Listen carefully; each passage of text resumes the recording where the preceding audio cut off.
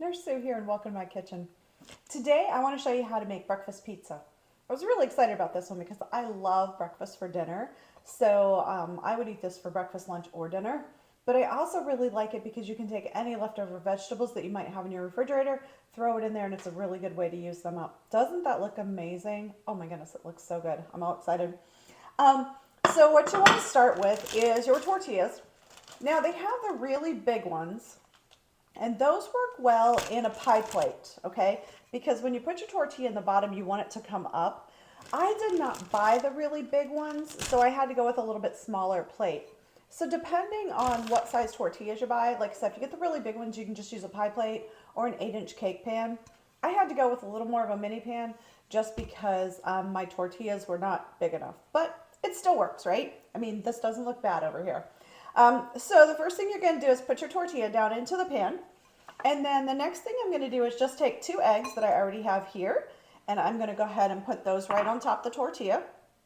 Now I'm going to, okay, so this is where I'm not quite prepared. Give me 1 second. I'll be right back. I left it over here.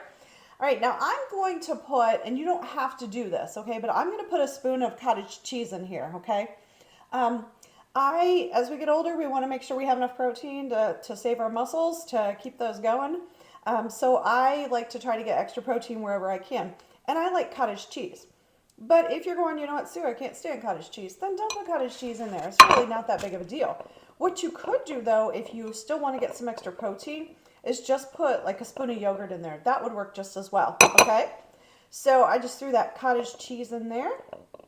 And the next thing I'm going to do is I'm going to go ahead and season this now.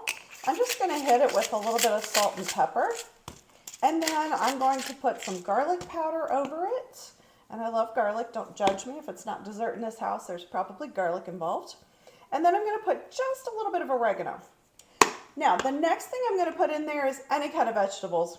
I'm a little bit sad because I don't have any spinach. I was hoping I had spinach in there, but I don't. So that's okay though. I'm just going to use the broccoli. It helps me get rid of that leftover broccoli that was in the refrigerator. I'm going to do some peppers. I had some leftover red, orange, yellow pepper. I'm going to throw those in there.